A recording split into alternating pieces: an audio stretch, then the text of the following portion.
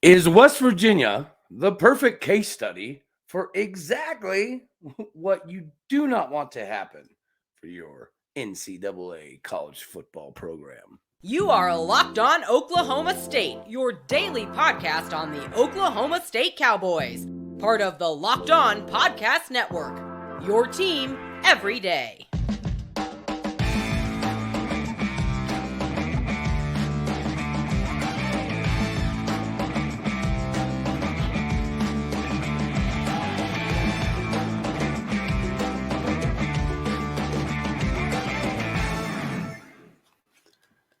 Howdy, y'all, and hello, all. Welcome back to Locked On Oklahoma State, your daily stop for all things cowboy and cowgirl related. Today, I want to thank you kindly for stopping by to make this your daily dose of all things cowboy and cowgirl related here on Locked On Oklahoma State. My name is Cody Stovall. I'll be your host today, and we are partially brought to you by LinkedIn Jobs. LinkedIn Jobs, they're the best place for you to find the right candidates to fit your workplace the right time. So as we discussed yesterday, the objective here was to do the film, right? But we did hit on a lot of the West Virginia film. I'll just say this. Against OU, they used a lot of the 3-3-5 look. In their last game against Kansas State, they used a mixture of 3-3-5 and more like a 4-2-5. So you don't really know what you're going to get. But that's the whole point with West Virginia. They beat OU, which they've never, ever, ever done before, ever in the history of them being in the Big 12. Not happened. And then they beat Virginia Tech, their big rival, back to back, which kind of like Bedlam. It hasn't happened in a while. So that was a big deal for them. But it still is not good enough. Well, okay. You kind of think it is, or you did for the last weeks, because all we've been hearing is that his buyout is just so insane that there's not a lot of ways around it. His buyout is $16 million. Now, granted, they can work something out, and it appears as though as of like today, they have, or at least that's the rumors going around now. So it went from no way, no way, no way, no way, no way, to now like, oh, there is a way. So where does that leave at West Virginia? Well, at least they're in an odd spot, because not only does it look like they finally had a group of people or somebody step up to the plate and find a way to replace Neal Brown. And I've heard rumors that it could be a Tom Herman. It could be a Gary Patterson. I think those are all logical choices. I think that Gary Patterson could be reinvigorated because of what happened at TCU, as long as he takes accountability and realizes the last 4 years at TCU is what got you fired, and that cannot happen. But, being in the analyst role and still being heavily involved, I'm sure the passion is still there. I'm sure that he would love an opportunity to rewrite some wrongs and be put in a different light, a light that he feels he deserves. And he does. I mean, the dude's got a statue, though, right? So it's ironic that they build a statue and then he leaves. It doesn't work out, and they're having this crazy run. But that's neither here nor there. So West Virginia, again, they're a confusing bunch. Now, the Big 12 is obviously very loaded, so, there's a lot of parity, and you can't exactly bank on what happens in one game and what happens in another game. They put 38 or 31 up on K-State. We put 0 up on K-State. But are they 31 points better than Oklahoma State? No. West Virginia beats OU, and we can't pull that off. So it doesn't mean anything, right? They're second to last, right? And that's why they're moving in these directions.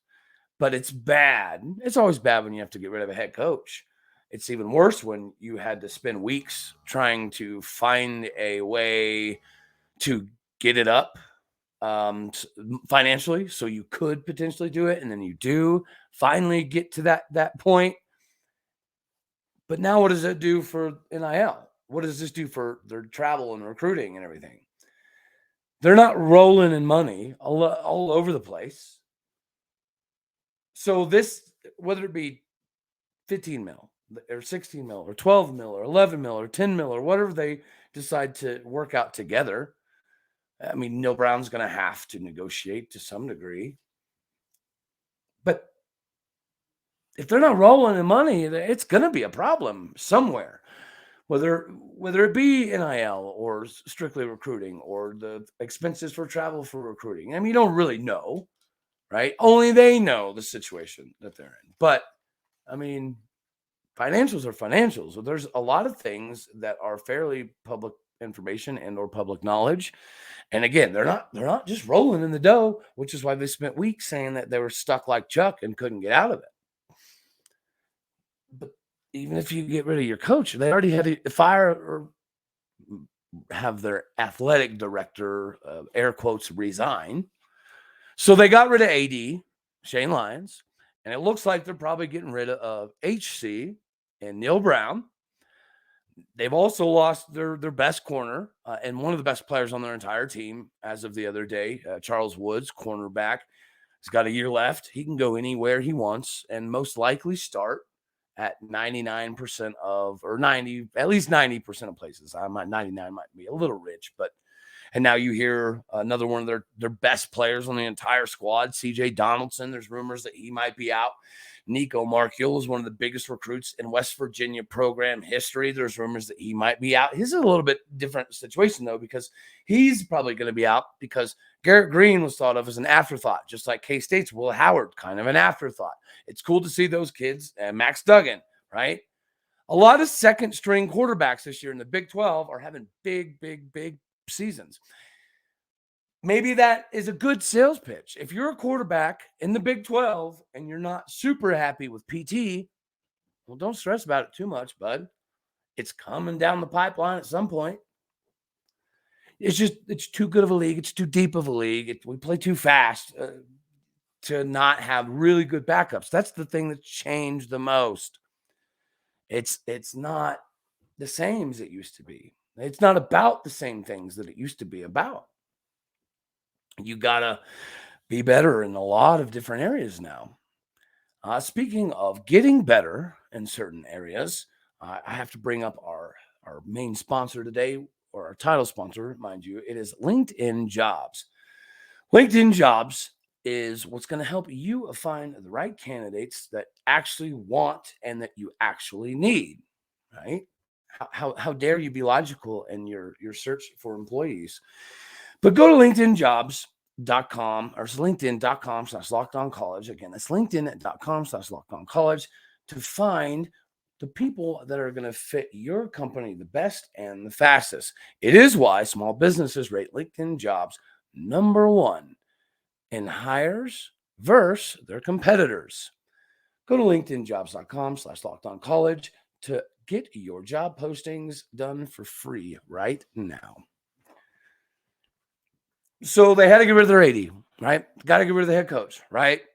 Lost their best corner, yeah.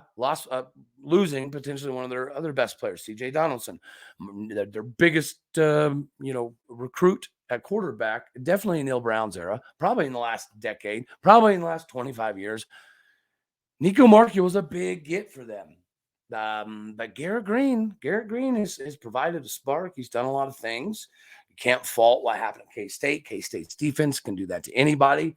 They're almost close to Iowa State's defense, as in Kansas State. But West Virginia, it doesn't really look like they're going to be able to jump out of this hole real quick, fast, and in a hurry. Yes, we have to watch out for Sam James. Yes, we've got to find a way to stop Justin Johnson, just like we've got to find a way to contain Jalen Anderson, just like we got to find a way to contain Garrett Green. They have the same problem we do as far as, a lot of their issues on defense have been missed tackles or taking the wrong angles. And, they win some big games and then they lay complete duds. And then they have this massive contract for their head coach. And while things are just not going right, it's no telling what they've been doing over the last few weeks to try to make enough money, make this work. And it's going to put them backwards in some area, right? It's just absolutely inevitable. unless you're a team that's just rolling in the Benjamins, this type of thing is going to have an effect. It's going to be something that's not normal to deal with. So you can't expect it to not have an effect. And I think that that's a good thing for everybody in the country to pay attention to. This problem that West Virginia is having, anybody can have it. Even the ones who have all the dollar bills, like look at A&M. They're not in a good spot by any stretch. And if you track the flights, ironically enough, there's been some fancy private jets going from College Station to West Virginia.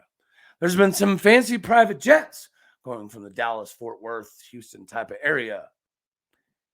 And these things are landing in Morgantown, West Virginia. Well, not quite Morgantown. You get the drift. But just track the flight patterns of some things that are kind of odd. Why would somebody from College Station be taking a private jet to Morgantown? Why would somebody who's an analyst right there in Austin, Texas, take a flight to Morgantown? Why would other coaches in the Houston area take private, fancy, nice flights to go to Morgantown? I mean, I think there's some smoke to this fire. Although it is impressive that the money was able to be earned, it's got to give you cause for concern. For anybody in the country, don't get yourself in a position where you're so far in the hole that you're going to have to beg, borrow, and steal your way out of the bad situation you're in, which is going to have a negative effect in other areas, which is going to put you backwards a little bit, no matter how you slice it. It was a bad move by Shane Lyons, their athletic director. So, of course, they got rid of him. It's just not exactly working right. Even though Neal Brown and the team keep pulling off these crazy wins, they also keep laying complete duds. And now they're losing a bunch of big-time kids that they're already on campus. They have a top 30 recruiting class right this very moment. But is that going to stay together if you're losing the Charles Woods and the C.J. Donaldsons and the Nicco Marchiols and the Jacory Hametts and your head coach and the staff, right? You know, they just got the new OC, and I do think Graham Harrell is certified. Obviously, if you watch some of their offensive stuff, it's impressive. Nobody knew Garrett Green could throw a dime deep ball, but he did it quite often in the last few games. So he has shown you that he is a little bit better than most people thought. Again, it's another backup in the Big 12 that, stuck with it. And when they got their opportunity, they seized the job and they never let it go. So, I mean, kudos to them. But this rebuild that they're going to be in and losing $16 million, I said, no, it's not good. And, if a team doesn't have those resources, and it's only going to be more difficult. And it's just, I think it's a good case study for everybody in the country to pay attention to and write it all down and decide this is what we can't do. This is what cannot happen. And yeah, it's a big deal. In my opinion, it's a really big deal. Before we skedaddle on over to basketball, I just wanted to reiterate, this stuff can snowball real quick. This stuff can get out of hand sometimes, before you're able to really bounce back from it. So, everybody listening, talk to your friends, your family, so on and so forth, and see what fans of schools they are, and just look at your favorite team and just compare them to West Virginia's positioning and just kind of see where you're at. West Virginia's got talent. Clearly, they've shown it. They know how to scheme. Clearly, they've shown it. But they lost a lot of transfers before the season, too. So, it's not all rainbows and lollipops over there. I wanna hop right into basketball real quick. And if you saw Excuse me. I've had to restart my videos 8 times for having coughing fits. I'm over it. I'm over it. So I appreciate you if you bear with me, as I got a frog in my throat. Yeah, the basketball thing, it was a little bit different of an environment to play at or in. So I guess what they were saying was the Bahamas court, the court was in a casino. So there was a lot of like humidity condensation type stuff. And they knew that would make the wood floor wet. And that's obviously a major health concern. So instead, what the casino had to do was air condition like to the max. So Mike Boynton was even saying that it was pretty daggone cold. Definitely not what you expect in a basketball game. You never expect it to be cold because it's all temperature controlled. He said, but not for this. And they couldn't. And they all had a discussion about it and understood why they had to keep it cold to prevent, slippage and condensation and whatnot, and to prevent injuries. So not a bad move. But as we roll into this basketball talk, man, when you watch Mike Boynton in an interview, it's so hard to be upset at the man. Is it not? It's because he is so honest and so transparent, right? And when he's saying stuff like, if we were undefeated, right, Moussa Cisse would be in conversations for big time stuff, including awards and potential draft and so on and so forth. So if he's saying that if we're undefeated, Moussa Cisse is a big time player, that's a bold move, Cotton. Or should I say Coach Boynton? That's a bold move, Coach Boynton. Really is.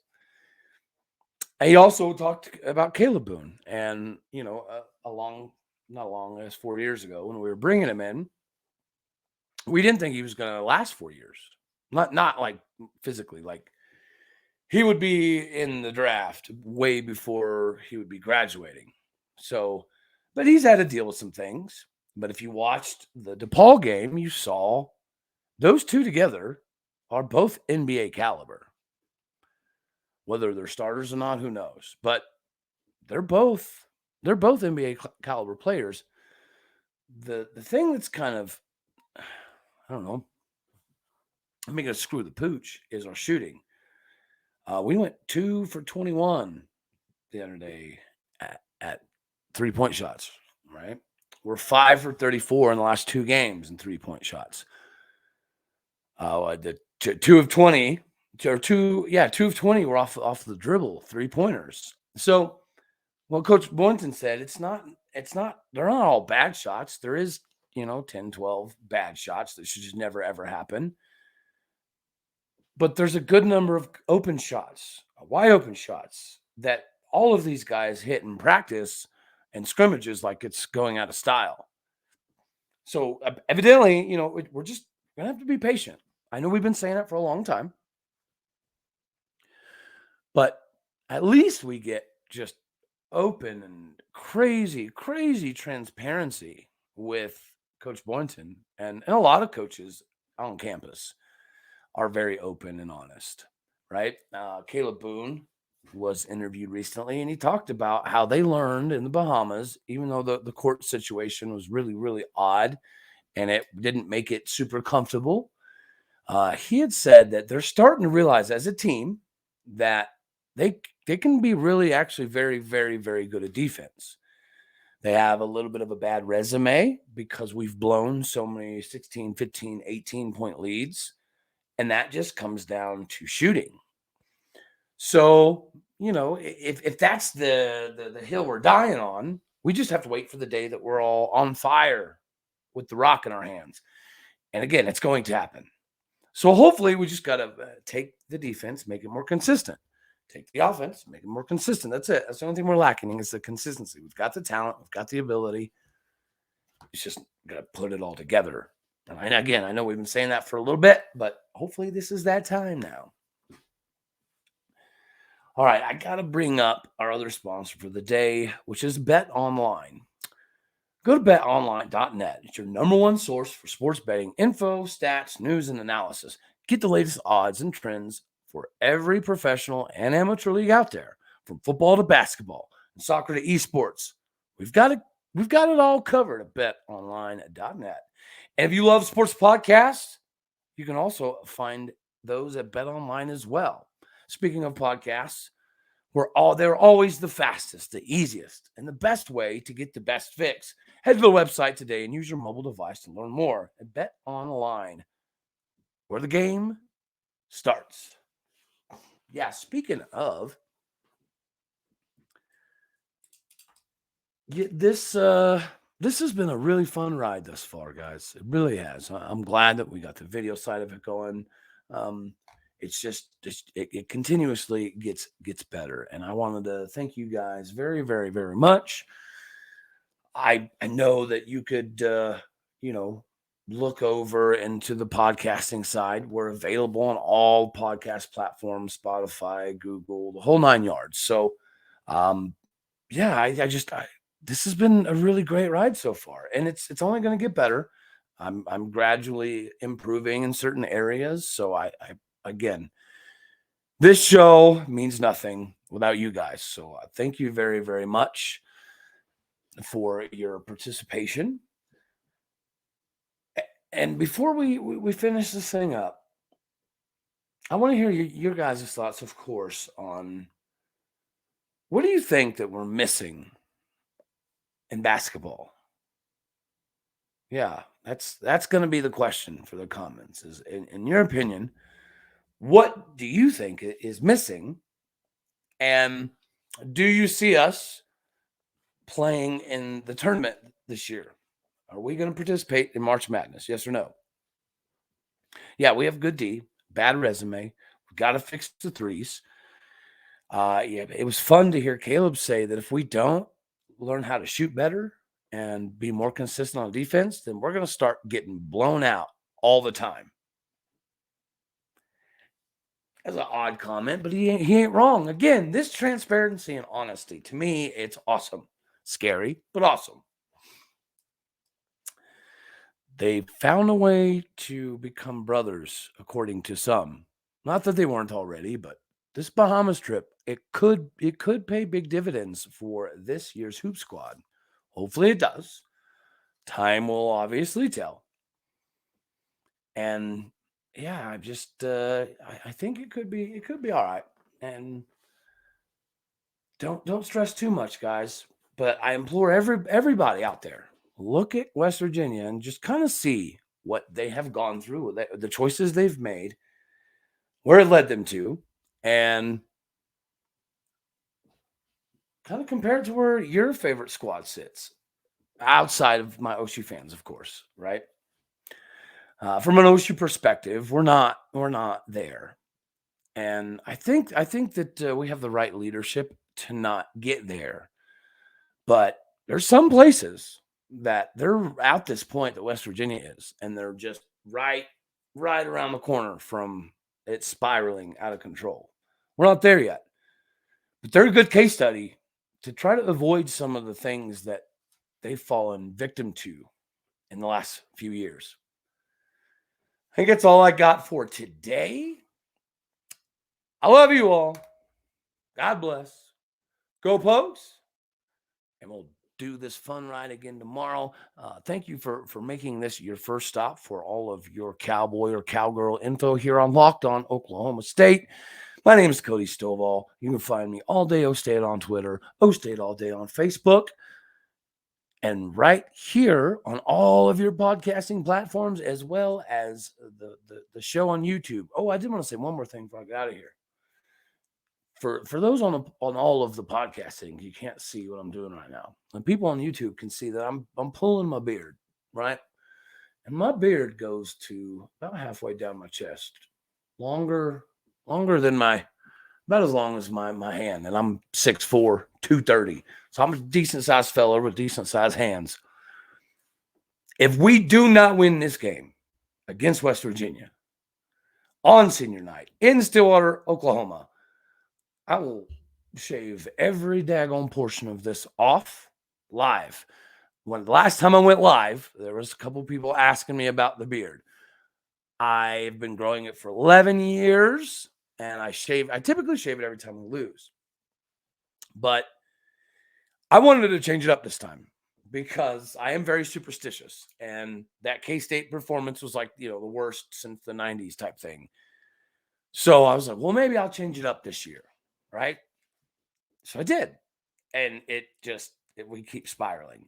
So then I was like, okay, if we just keep spiraling, I've been growing it for 9 months, 10 months, almost a year. Yeah, almost a year. And I was just going to keep it, but there's too much riding on this one. Yeah.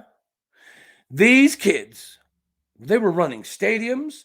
They were doing extra routes, extra lifting, working on hand-eye, working on footwork when we were all sleeping.